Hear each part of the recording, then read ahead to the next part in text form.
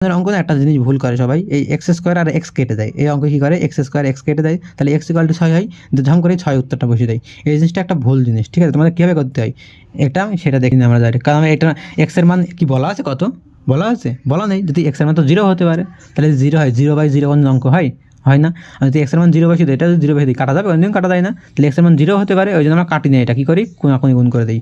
এর নিচে আজকে আমরা করবো কোষে দেখি 1.3 ক্লাস 10-এর অঙ্ক, একচল বিশিষ্ট দ্বিঘাত সমীকরণের যে চ্যাপ্টার চলছিল সেই চ্যাপ্টারের 1.3। তো আজকের যে অঙ্ক কীভাবে আমি করাই তোমার সবাই জন্য, আমি বাস এখানে শিখিয়ে দিই কীভাবে করছি। আর পুরো চ্যাপ্টারের যে অঙ্ক, সে অঙ্ক তোমাদের পিডিএফ আকারে পেয়ে যাবে একদম ফ্রিতে। এভাবে পুরো অঙ্ক লিখে লিখে আমি দেখিয়ে দিই, ওখান থেকে তোমরা অঙ্ক দেখতে হবে। কিন্তু এখানে ভিডিও দেয় শুধু আমি অঙ্কগুলো শেখাই, কনসেপ্টভাবে বা বলি কীভাবে অঙ্ক করতে হবে। তো প্রথম থেকেই অঙ্কগুলো দেখাবো, এখানে যেগুলো একটু কঠিন, যেগুলো বুঝতে অসুবিধা হবে সেগুলোই দেখাবো, ঠিক আছে? তো স্টার্ট করি ভিডিওটা আজকে।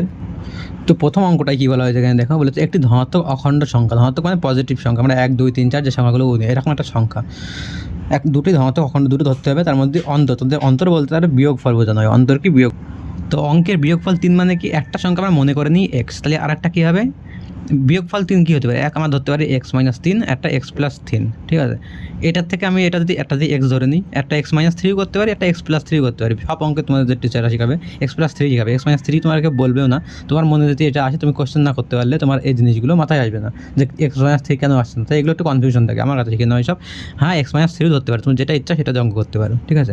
কারণ এই দুটো বিয়োগ করলেও এমনিতে এটাতে এটা বিয়োগ করি তাও 3 আসবে, আর এটার থেকে এটা বিয়োগ করলেও 3 আসবে, একই জিনিস। তো আমি একটা x ধরবো আর একটা যে কোনো একটা আছে, ঠিক আছে? আমি প্লাস দিয়ে করাচ্ছি, প্লাস দিয়ে করাতে পারি, মাইনাস দিয়ে করাতে পারি, তুমি যেটা ইচ্ছে সেটাতে করতে পারো, ঠিক আছে? অন্তর 3 মানে একটা সংখ্যা যদি x হয় আর একটা সংখ্যা হবে x+3। এবার কী বলেছে বাকি অঙ্কটা, বলেছে তাদের বর্গের সমষ্টি 117, তাদের বর্গ, তাদের মানে কি, আমি একটা x নিলাম, আর একটা তাহলে x+3 নিচ্ছে, এই দুটো নিচ্ছে, ঠিক আছে?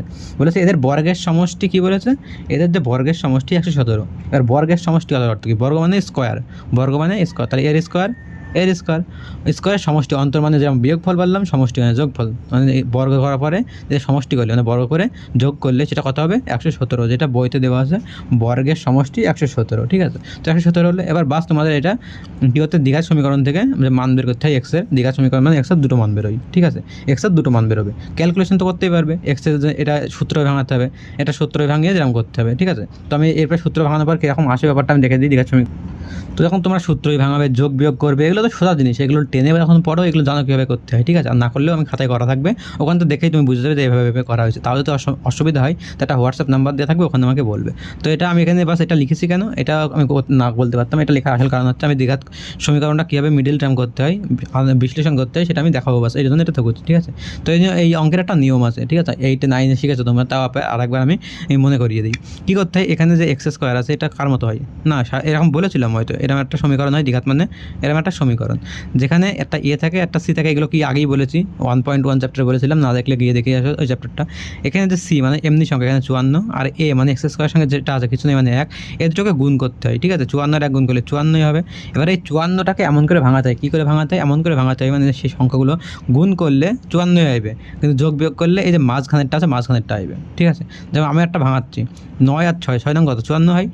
এবার 6 আর 9 54 হয়, মানে গুণ করে তো 54 হচ্ছে, কিন্তু আমি যেটা বিয়োগ করি 9 বিয়োগ 6 তাহলে কত, 3 আসছে আমার বিয়োগ করে।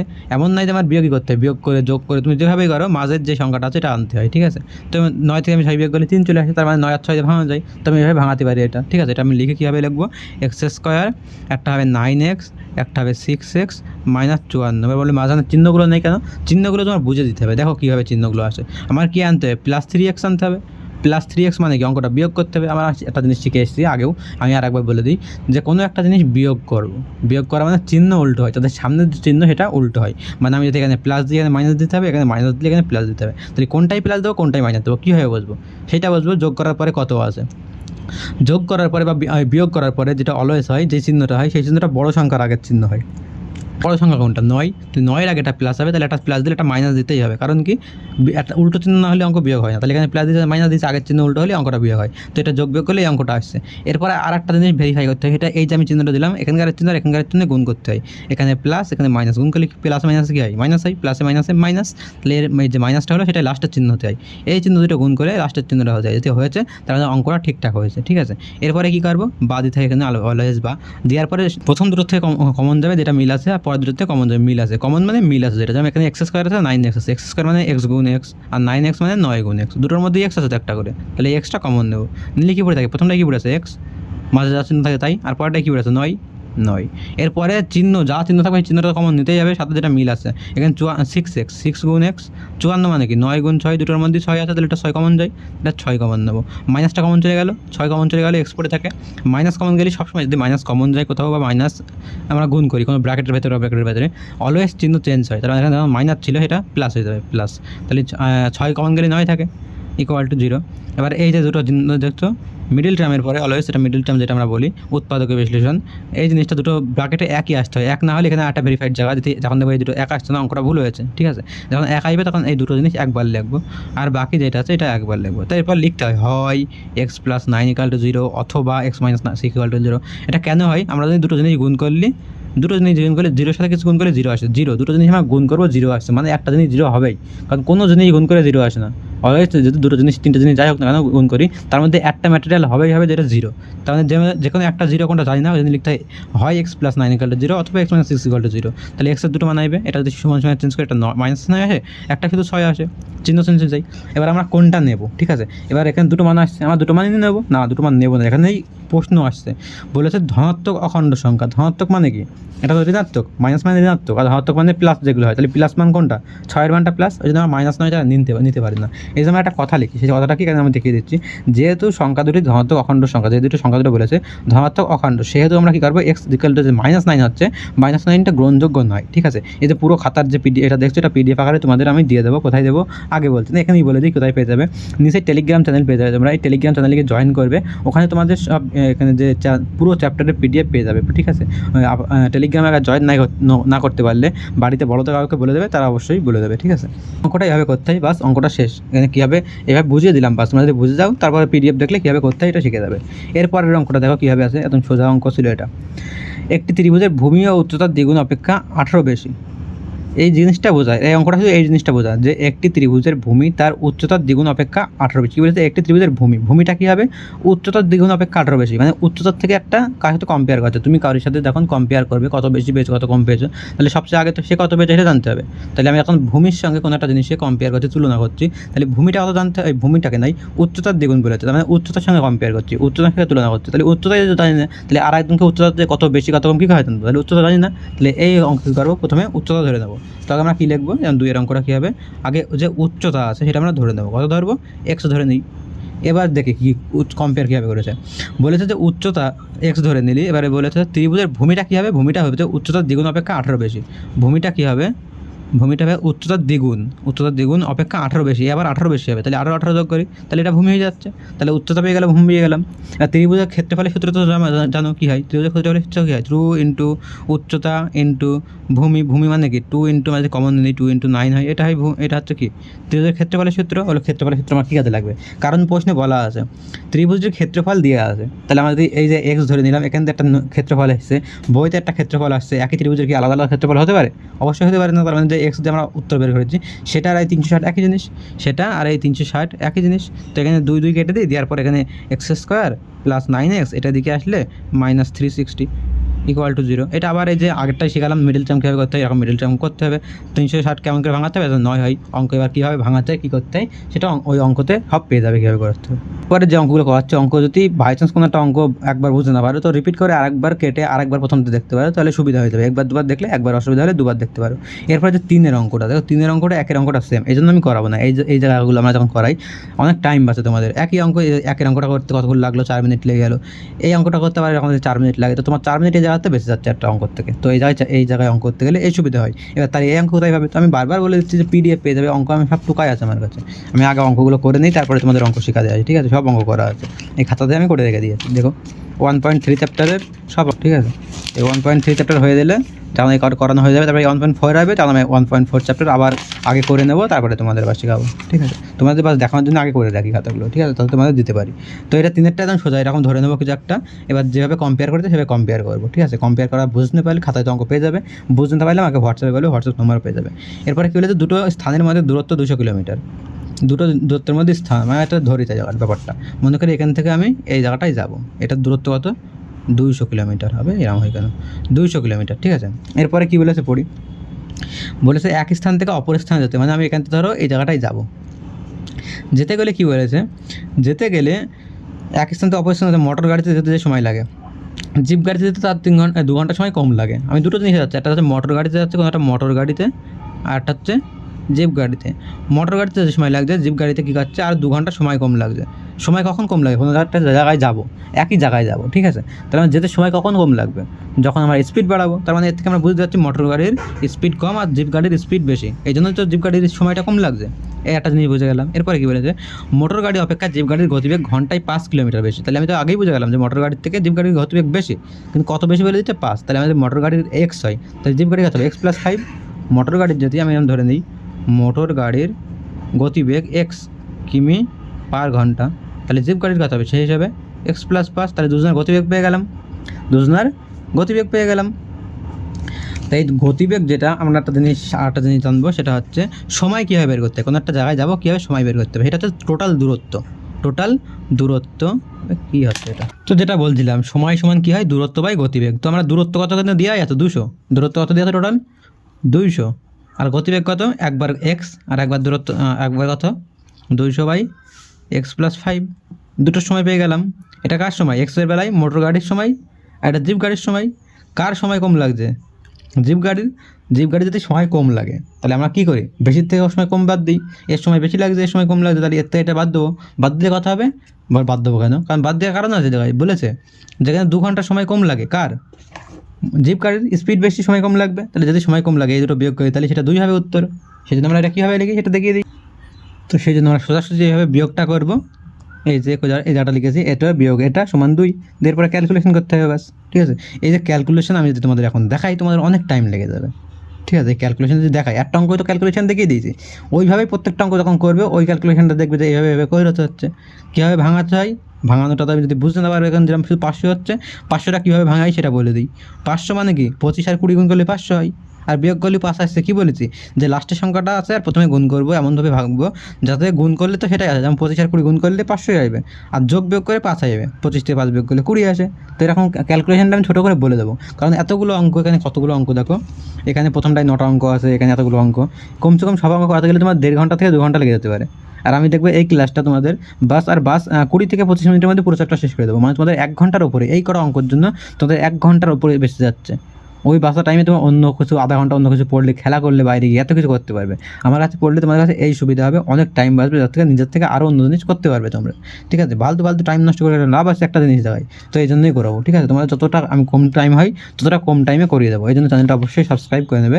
আর তোমার যেসব বন্ধুরা পড়ে অঙ্কের সমস্যা হয় তাদেরকে অবশ্যই সাবস্ক্রাইব করতে পারবে, তাদের শেয়ার করে দেবে। তো 4 হয়ে গেলে এবার 5এরটা দেখি। 5এর হচ্ছে এটা কী বলেছে, অমিতদের আয়তকার জমির ক্ষেত্র এত বর্গমিটার। আগে আমি একটা আয়তক্ষেত্র কেমন হয় সেটা আগে তোমাদের বুঝিয়ে দিই, ঠিক আছে। আয়তক্ষেত্র মানে কি, আয়তক্ষেত্র মানে এই একটা জায়গা আমি ডাকলাম, একটা কী হবে লম্বা হবে, এটাকে দৈর্ঘ্য বলে, এটাকে প্রস্থ বলে। আর অবশ্যই এইটা সমান, এটা যদি 5 হয় এটাও 5 হবে, আর এটা যদি 2 বা 3 হয় এটা 2 বা সেম হবে। আর এই দুটো বাহু 90 ডিগ্রি হয়, মানে একদম সমান লম্ব হবে, ঠিক আছে। ছবিটা আঁকতে একটু কম বেশি হতে পারে আমাদের, তো এটাকে দৈর্ঘ্য বলি, এটাকে প্রস্থ বলি। এরপরে দেখি কী বলেছে, এরপরে 5এর অঙ্কটাতে বলেছে জমির ক্ষেত্রফল 2000। ক্ষেত্রফল মানে ভেতরের জায়গা, আর ক্ষেত্রফলের সূত্র আমরা জানি দৈর্ঘ্য গুণ প্রস্থ, এটা হচ্ছে ক্ষেত্রফলের সূত্র। তার মানে আমি যদি এটাতে জেনে যাই, কিছু একটা জানলাম, মনে করলাম এটা এক্স, তাহলে এটাও একটা হিসাব মতো কিছু একটা হবে, তাহলে সেই দুটো গুণ করলে কত হবে, ক্ষেত্রফল বেরিয়ে যাবে সোজাভাবে। পরিসীমা 180। এবার পরিসীমা মানে কি, পরিসীমার একটা ক্ষেত্রফলের সূত্র আছে। পরিসীমা মানে কত, পরিসীমা হচ্ছে 2 × দৈর্ঘ্য প্লাস প্রস্থ। এবার দুটো জিনিস জানছি। এবার দেখো ক্ষেত্রফল, এটা ক্ষেত্রফল দিয়ে আছে কত, 2000 দিয়ে আছে বইতে।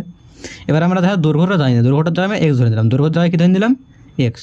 দৈর্ঘ্য যদি এক্স হয় তাহলে প্রস্থ কত হবে, আমরা যদি এরকম সমান থেকে আরেকদিকে যদি আমি নিয়ে যেতে চাই তাহলে চিহ্ন উল্টো হয়ে যায়, যোগ থাকলে বিয়োগ হয়, বিয়োগ থাকলে যোগ হয়, গুণ থাকলে ভাগ হয়, ভাগ থাকলে গুণ হয়। তাহলে এখানে দৈর্ঘ্যটা আমরা এক্স যদি বসিয়ে দিই, আর এখানে গুণ ছিল, তাহলে দিকে ভাগ হয়ে যাবে, তাহলে দৈর্ঘ্যটা পেয়ে যাচ্ছে। এখানে দৈর্ঘ্যটা পেয়ে যাচ্ছে, দৈর্ঘ্য কত হবে অন্য কালে দেখি বুঝতে সুবিধা হবে। দৈর্ঘ্যটা কত হবে, তাহলে দৈর্ঘ্য যদি এক্স ধরে নিই সেই হিসেবে প্রস্থ কত হচ্ছে, প্রস্থ 2000/x কীভাবে তো দেখিয়ে দিলাম। আমি দৈর্ঘ্য পেয়ে যাচ্ছি, প্রস্থ পেয়ে যাচ্ছি। আর এখানে দেওয়া আছে, কী দেওয়া আছে এখানে দেখতে পাবে তোমরা, পরিসীমার যে আমার সূত্রটা লিখেছি, পরিসীমা বলা আছে 180, পরিসীমা কত বলা আছে, এটা সমান 180। তাহলে আমি হিসাব মতো যদি এটা কাটাকাটি করি তাহলে এটা 90 হয়, দৈর্ঘ্য যোগ প্রস্থ কত হয় 90, দৈর্ঘ্য জানি প্রস্থ জানি, দৈর্ঘ্য কত এক্স, প্রস্থ কত 2000/x, এটা সমান কত বেরোলো, দৈর্ঘ্য প্লাস প্রস্থ সমান 90 বেরোলো, তাহলে এটা সমান 90। এবার বাস তোমাদের ক্যালকুলেশন করতে হবে, মানে হিসাব করতে হবে, আমরা যেভাবে করি সেটা আমি দেখিয়ে দিই কীভাবে করতে হচ্ছে।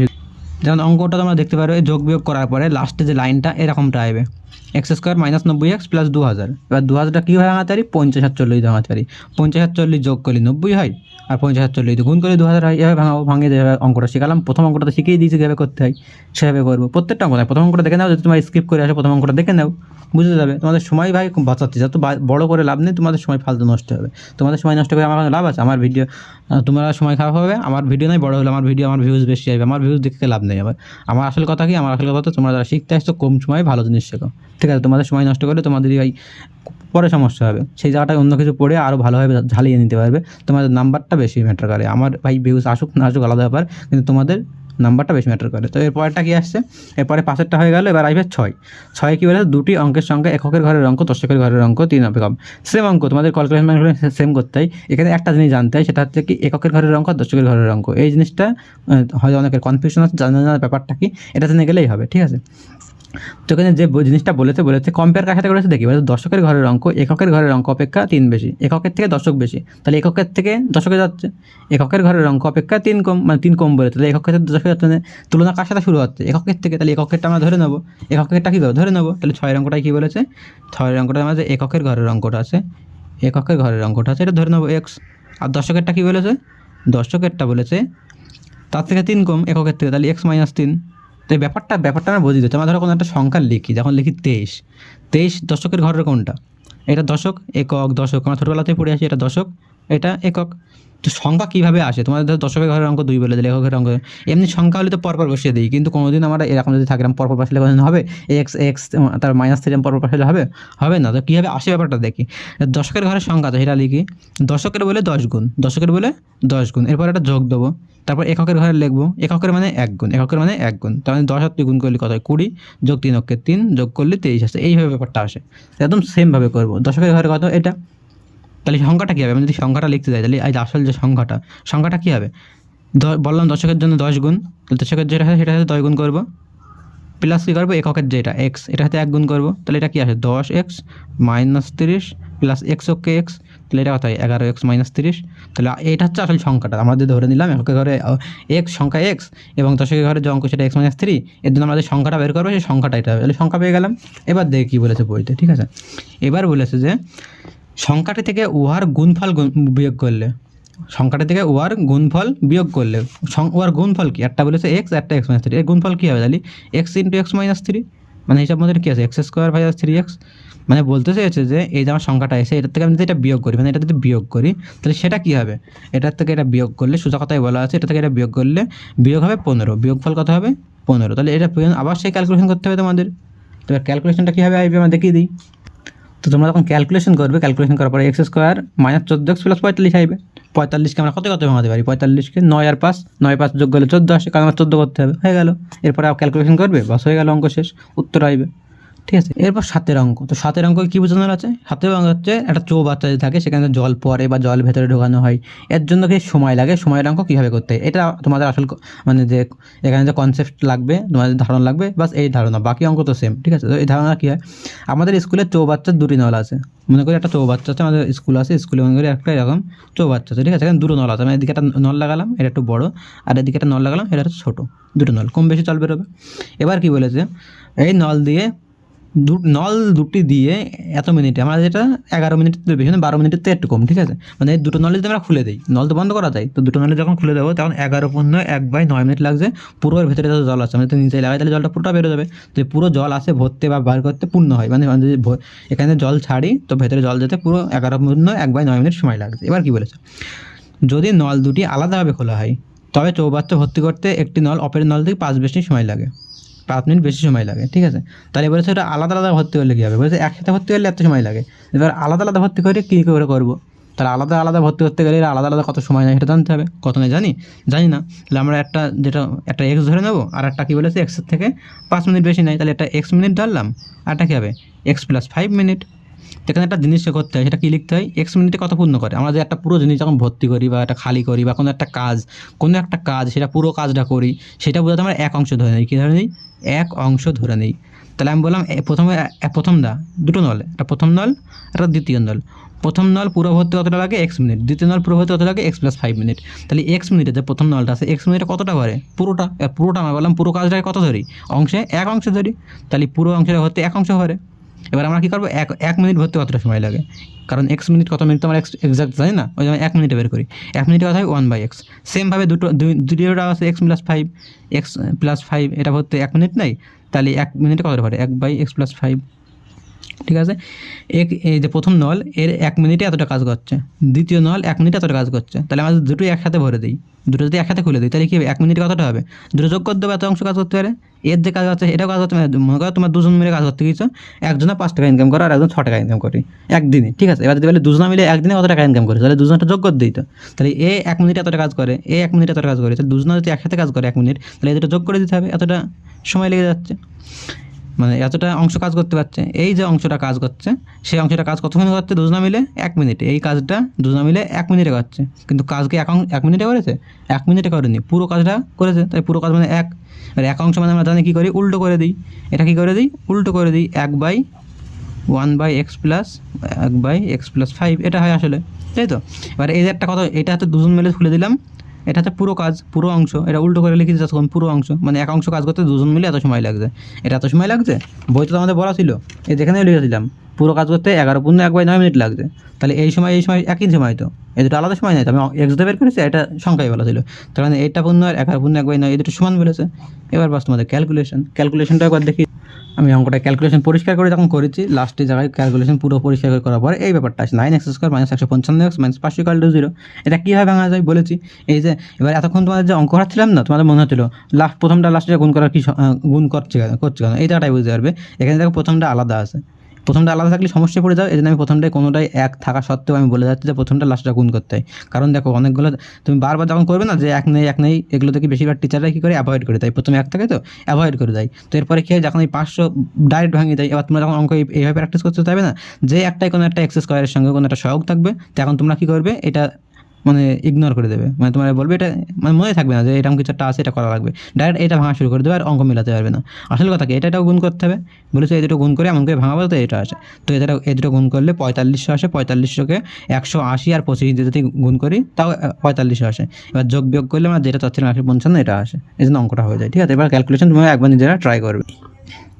এরপরে 8 অঙ্ক, পর্ণা ও পীযূষ কোনো একটি কাজ 4 দিনে সম্পন্ন করে। সেম অঙ্ক, এটা নল ভর্তি করছিল, এটা কাজ করছে, এটা পুরো অঙ্ক করতে 11/1/9, এটা 4 দিন, দুটো মানুষ। ঠিক আছে, ওদের দুটো নল ছিল, এই জায়গায় দুটো মানুষ। পর্ণার কাজ করতে পীযূষের 6 বেশি লাগে। ওখানে দেখো একজনের থেকে একজন 5 মিনিট বেশি লাগবে, একজনের x হলে একজনের x+6, এটা 1/x 1/6 ওইগুলো যোগ করে সমান 4 হয়ে যাবে। সেম অঙ্ক। ঠিক আছে, ওটাই করা আছে, তোমার দেখে নেবে খাতায়। ঠিক আছে, খাতা দেখে নেবে। সেম অঙ্ক, ওটা শুধু নল ছিল, এখানে মানুষ আছে, ওখানে বাচ্চা ভর্তি করতে বলছে না, কাজ ভর্তি করতে হবে। সেই এক অংশ, মানে কাজের আসল যে মোটিভ বলে যে পুরো কাজ মানে এক অংশ, ওই আসল যে সংখ্যা আমাদের অঙ্ক কাজে লাগে সেগুলো একই হয়। এখানে শুধু আলাদা আলাদা করে দিয়েছে, মানুষ অনেকে ভয় পেয়ে যায় যে ওটাই কাজের অঙ্ক ছিল, এটা কী বলেন না, এটা তো বাচ্চা ভর্তির অঙ্ক, আলাদা অঙ্ক মনে হয়, কিন্তু আলাদা নয়, একই জিনিস। আসল যে কোর সায়েন্স, আসল যে কোর জিনিস, ওর যে মেন জিনিসটা একই জিনিস। ঠিক আছে, এরপরে 9টা দেখে বলছে কলমের মূল্য প্রতি ডজনে 6 টাকা করে কমলে 30 টাকায় আরও 3টি কলম পাওয়া যায়। এবার বলছে প্রতি ডজন কলমের মূল্য কত। আমাদের এখানে ডজনের মূল্য এক্সট্রা ধরে দিন, একটু সমস্যা হবে। কারণ কি 30 টাকায় যখন আমি বলবো 3টে কলম বেশি যাচ্ছে, আমার হিসাব দেখো 3টে কলমে চলে আসছে, ডজন মানে 12টা কলম। তোমরা একবারে 12টা কলমে হিসাব করতে 3টে কলমে গেলে এরকম ভাগ টাকা আসবে না, এটা ভাগ বড়ো আসে। ওই জন্য আমরা প্রথমে কি একটা কলমের দাম ধরে নিই। কী করে নেই? প্রথমে আমরা ধরে নেবো একটা কলমের দাম। মনে করি একটা কলমের দাম কত? x টাকা। তাহলে 12টা কলমের দাম কত হবে? 12x টাকা। এবার ছোটো ছোটো করে পড়ে দিয়ে কী বলেছে? বলেছে কলমের মূল্য যখন 6 টাকা করে কমে, যখন 30 টাকায়, কত টাকা খরচা করছে? 30 টাকা খরচা করছি। 30 টাকা খরচা করছি, একটা কলমের দাম কত? x টাকা। তাহলে কটা কলম পাচ্ছি, এটা বেড়ে যাচ্ছে। আমরা যদি একটা হিসাব করে বলি, তুমি অনেক একটা খাবার কিনতে গেছো, খাবারের দাম 5 টাকা করে। এবার তোমার খাবার কেনার পরে 100 টাকা নিয়েছে, টোটাল খাবার কিনতে গিয়েছো, টোটাল খাবারের জন্য 100 টাকা নিয়েছে, 5 টাকা করে একটার দাম। তাহলে আমরা যদি বলি একটা কটা কিনেছো, তখন কী করবা? টোটাল টাকাটা যে কটা করে দাম কি ভাগ করে দাও, তো বলি 20 টাকা কিনেছি। সেরকমভাবে টোটাল আমরা 30 টাকায় কিনছি, একটার দাম কত? x টাকা। তাহলে ভাগ করলে কী হবে? কটা কিনছি, তাহলে এতগুলো কিনছি, কতগুলো কিনছি? 30/x কিনছি। সেমভাবে বলেছে আর একটা কী বলেছে, কলমের মূল্য প্রতি ডজনে 6 টাকা করে কমলে। এখন 1 ডজনের দাম 12 টাকা, 1 ডজনের দিন 6 টাকা কমে, তাহলে এটা হচ্ছে এখন দাম বেরোলে 6 × 2x - 1, এটা হচ্ছে এখন দাম, কিন্তু আমরা কি এই অঙ্কটা করছি, আমরা একটার হিসাব করছি, তাহলে এটাকে আবার ভারতে ভাগ করে দেবো, তাহলে কমার পরে দাম বেরিয়ে যাবে, একটার দাম কেটে দেবে 2, তাহলে এটা হচ্ছে 2x - 1/2। এটা কী বেরোলে এই যে 10 জনে 6 টাকা করে কমলে একটার পেনের দাম কত হয়, তাহলে একটা পেনের দাম পেয়ে গেলাম, একটা পেনের দাম পেয়ে গেলাম। এখন 30টা পেনি তো আবার কী বলেছে, 30টা পেনের কথা নাকি বলেছে 30টা পেনি যখন কিনি, 30টা পেনি যখন কিনি, তাহলে 2x - 1/2, 2টা পরে গুণ হয়ে যায়, তাহলে এতগুলো এখন কলম এতগুলো পাচ্ছি, দাম কমার পরে এত কম হচ্ছে। কোনো একটা জিনিসের দাম কমে গেলে আমরা সেই জিনিসটাকে আরও বেশি কিনতে পারি, তাই তো। তাহলে আগে এটা দাম কম ছিল 30x, 30/x, এখন দাম যেরকম পাবো উল্টো হয়ে গেল, এইটা বিয়োগ করার দরকার ছিল এটার থেকে, ঠিক আছে। এটা কলম বেশি পাচ্ছি, তাহলে কতগুলো বেশি পাচ্ছি বলেই দিয়েছে এখানে, 3টে কলম বেশি পাচ্ছি, তাহলে এইটার থেকে এটা বিয়োগ করলে উত্তর 3 আসবে। এইটা আবার সেম ক্যালকুলেশন করতে হবে। ক্যালকুলেশন দেখো সোজা জিনিস তোমাদের নিজের থেকে করতে হবে। ক্যালকুলেশন তোমরা যখন নিজে শিখবে তাহলে অঙ্ক হওয়ার ভুল হওয়ার মাত্রাটা কমে যায়। ওই জন্য আমি ক্যালকুলেশন প্রত্যেকটা বলছি না, নিজে নিজে করবে ক্যালকুলেশনগুলো, ঠিক আছে। ক্যালকুলেশন আমি দেখিয়েও দিচ্ছি একবার কীভাবে করতে হয়, এই দেখো কারণ দেখতে খাতা এই পিডিএফ তো পেয়েও যাবে তোমরা কীভাবে করতে হবে। তো ক্যালকুলেশন করার আসল ম্যাটার এই জায়গাটা, x² - 2x - 24 আসবে। আমি ভাঙানোটা বাস তোমাদের বলে দিচ্ছি। 24কে এমন করে ভাঙাতে হবে যেন 2 আসে। কত ভাঙাতে হবে, 4 × 6 = 24, 4 × 6 = 24, 6 আর 4, 6 আর 4 বিয়োগ করলে 2 আসে। আসলে এই ভাঙানোটা তোমাদের আমি বলে দেবো, বাকিটা তোমরা দেখতে হবে পরবার কীভাবে করা হয়েছে। তো এখানকার যে তোমরা দেখবে 9টা অঙ্ক ছিল বুঝে করার অঙ্ক, পাটিগণিত লেখা অঙ্ক, এগুলো হয়ে গেল। এরপর কিছু সংক্ষিপ্ত মানে ছোটো ছোটো অঙ্ক আছে, এগুলো বাস একবার করে বুঝিয়ে দিয়ে সোজা অঙ্ক হয়। এই অঙ্কগুলো প্রথমে যে অঙ্কগুলো দেখছিল করার মতো কিছু নেই। প্রথমটা কী বলেছে, একটি দ্বিঘাত সমীকরণের বীজের সংখ্যা, ঘাত যতগুলো উত্তর ততগুলো, দ্বিঘাত সমীকরণ দুটো উত্তর হবে, ঠিক আছে। এগুলো আগে একদম প্রথম চ্যাপ্টার যখন শেখাবো তখন দ্বিঘাত করণী কী বলে, দ্বিঘাত সমীকরণ কী বলেছি, কতগুলো মান হয়, কেন হয়, সব বলে দিয়েছি, ঠিক আছে। সহগ টক সব বলে দিয়েছি। প্রথম চ্যাপ্টারের অঙ্ক যদি না দেখে থাকো তো চ্যানেলে গিয়ে দেখতে পারো। এবারে এটা বলেছে, এটা প্রথম দিন বলেছিলাম যে দ্বিঘাত সমীকরণ হয় তার একটা এক্সাক্ট মানে জেনারেল ফর্মুলা হয়। ফর্মুলাটা কি, ax² + bx + c = 0।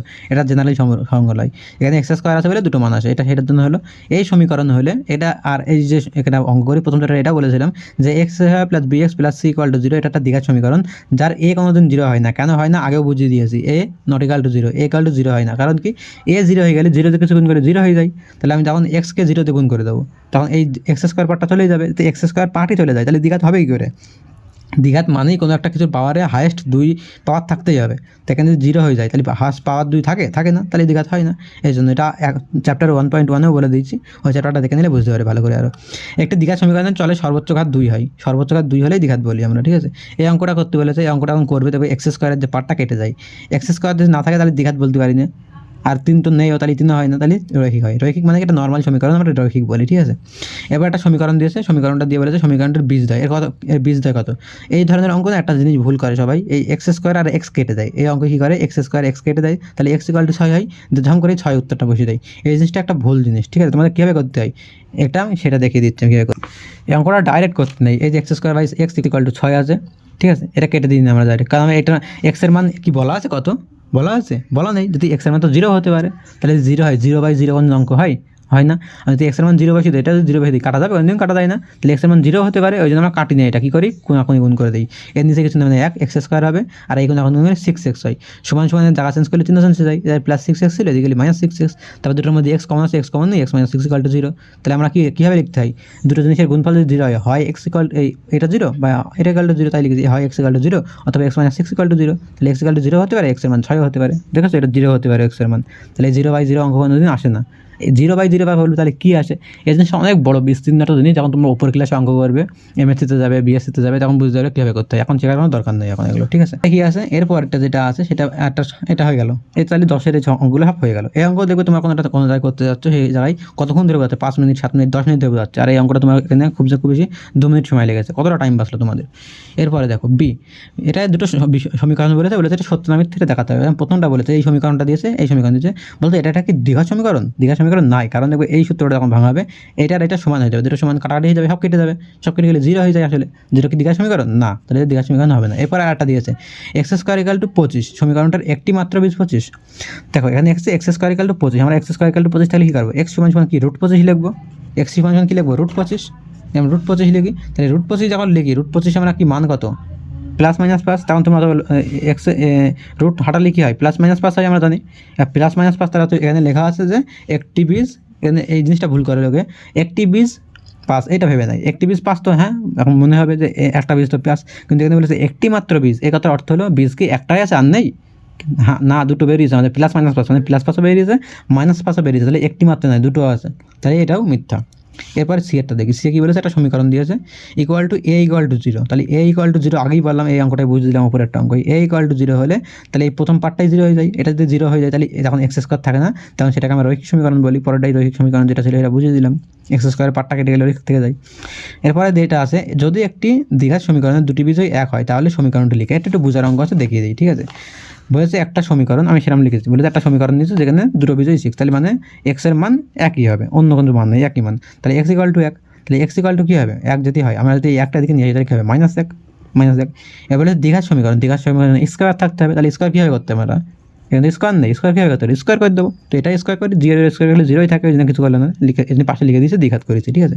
তো এবারে এই যখন সমীকরণটা ভাঙাই, A minus B whole square সূত্র কি, square minus two AB plus B square, তাহলে A square plus two AB plus minus two AB plus B square সূত্র হলে এটা হয়, তাহলে এই যে সমীকরণটা, এই সমীকরণটা তুমি যখন মান বের করবে তখন উত্তর এক আসবে, দ্বিঘাত সমীকরণে একটাই মান আসবে, দুটো মান আসবে, দুটোই একই আসবে, ওই জন্য আমরা একবারে লিখি, ঠিক আছে। এরপরে যে অঙ্কটা আছে সেটা দেখতে পারো, এখানে কী আছে বলছে, যদি একটি দ্বিঘাত সমীকরণ, এটা করে করালাম, এরপরে এটা x square minus six x, এই যে এই অঙ্কটা সেম অঙ্ক, কিন্তু এই অঙ্কটা যখন করাচ্ছিলাম তখন আমরা কোনাকুনি গুণ করে দিলাম, যখন তখন এরকম চলে আসলে, তাহলে এই অঙ্কটা আবার দেখাতে হবে না। এবার সংক্ষিপ্ত কিছু অঙ্ক দিয়েছে, এই যে একটা সমীকরণ দিয়েছে, যে বলেছে একটি বীজ এক হলে এ এর মান কত, এই অঙ্ক আগেও দেখিয়েছি, ঠিক আছে। এই যে অঙ্কগুলো দেখছো সবগুলো সেম অঙ্ক, সবকটা অঙ্কই সেম, তাহলে আমি সবকটা অঙ্কই বলছি না, আমি একটা অঙ্ক বাস দেখিয়ে দিচ্ছি কীভাবে করতে হয়, একদম সোজা অঙ্ক, ঠিক আছে। এই একটা সমীকরণ দিয়েছে, সমীকরণ দিয়ে বলেছে একটি বীজ এক, বীজ এক মানে কি, বীজ এক মানে এই যে এক্স আছে, এক্সের জায়গায় যদি এক বসাই তো অঙ্কটা যেরকম আছে সেরকমই হয়ে যাবে, ঠিক আছে। তাই আমি যেখানে এক বসালাম, এক বসানোর পরে আমি এক্সের মান তো এক বসাতে পারছি, কিন্তু এর কোনো মান জানি না, তাহলে এর একটা নির্দিষ্ট মান বেরিয়ে যাবে, এই যে সমীকরণটাই এক বসিয়ে দিলে এর একটা মান বেরিয়ে যাবে, তাহলে এর মান পেয়ে গেলাম, বাস এর মান এটা বের করতে দিচ্ছে, প্রত্যেকটা অঙ্ক এখানে তাই বলেছে, ঠিক আছে। আর এই যে নিচের অঙ্কগুলো দেখছো, এই অঙ্ক আগে করানো আছে, বাস এইগুলো খাতা দেখে দেখে টুকে নিতে পারো। তাহলে আমি দেখো এখানে আধা ঘন্টার মধ্যে পুরো একটা চ্যাপ্টারের অঙ্ক শিখে শেষ করে দিলাম। আমি গ্যারান্টি দিয়ে বলছি, অন্য যে কোনো স্যারের ক্লাস তুমি অনলাইনে দেখো যেগুলো, সেগুলো কমসে কম 1 ঘন্টা থেকে 1.5 ঘন্টা লাগাবে, যেখানে তোমাদের এখানে আধা ঘন্টা কি 1 ঘন্টা টাইম অলরেডি বেঁচে গেল। এই টাইমটা তোমরা অর্ধেক টাইম নিজে প্র্যাকটিস করতে পারবে। অঙ্ক দেখো, বারবার আমি বলছি, আগের দিন একটা ভিডিও দিয়েছিলাম, যদি তোমাদের অঙ্কের নাম্বার ভালো না আসে তাহলে ওই ভিডিওটা অবশ্যই দেখবে। ওর মধ্যে একটা খুব ইম্পর্টেন্ট পয়েন্ট ছিল, সেটা হচ্ছে অঙ্ক তোমরা প্র্যাকটিস ছাড়া জিততে পারবে না। যতই তোমরা অঙ্কে ভালো হও, অঙ্ক প্র্যাকটিস ছাড়া তোমাদের হবেই না। কারণ তোমার অঙ্ক শিখে আছো, পরীক্ষা হলে যখন করতে যাবে না, তখন দেখবে কোথাও না কোথাও একটা ভুল হয়ে গেল, তোমার ওই অঙ্কটা কাটাকাটি করে আবার করতে হবে। প্র্যাকটিস কেন দরকার, সব জিনিস মনে রাখার জন্য তোমাদের প্র্যাকটিস লাগবে, ঠিক আছে। তো আমি যদি এই যে টাইমটা দিচ্ছি, তোমরা 1 ঘন্টা তোমাদের এক্সট্রা বেঁচে গেল, এর মধ্যে আধা ঘন্টা তোমরা প্র্যাকটিস নিজে পুরো প্র্যাকটিস করে ফেলবে চ্যাপ্টারটা, আর আধা ঘন্টা তোমাদের পুরো বেঁচে যাচ্ছে। ওই আধা ঘন্টা তোমরা খেলতে পারবে, মানে তোমাদের মাথায় আরও ভালোভাবে ঢুকে যাচ্ছে এটা। যখন অঙ্ক একবার দেখার পরে, একবার নিজে করার পরে একবার নিজে প্র্যাকটিস করবে, তখন অঙ্ক আরও ভালোভাবে ঢুকে যাবে। সেই আমার কাছে অঙ্ক শিখতে গিয়ে তোমাদের সেই টাইমটাও পাচ্ছ, প্র্যাকটিস করার সাথে আবার খেলার টাইমও পেয়ে যাচ্ছ। অবশ্যই এই জন্য সাবস্ক্রাইব করবে চ্যানেলটা। আর যেটা বললাম, অঙ্কে যদি তোমাদের সমস্যা, আমি একটা ভিডিও বানিয়েছিলাম, ওই ভিডিওটার লিঙ্ক নিচে দিয়ে দেবো ডিসক্রিপশনে বা ফার্স্ট কমেন্টে। বাড়ির আগে বলবে বড়োকে, তারা দেখিয়ে দেবে, আর তুমি বুঝতে না পারো যে কমেন্ট বা ডিসক্রিপশন কি, ওই ভিডিওটা আমি তোমাদের পরিষ্কার করে অনেক কিছু পয়েন্ট বলেছি, যা তোমাদের অঙ্ক যদি ভালো নাম্বার পেতে যাও তো ওই ভিডিওটা অবশ্যই দেখবে কী করা উচিত তোমাদের। তো এই ভিডিওটা এখানেই শেষ করছে।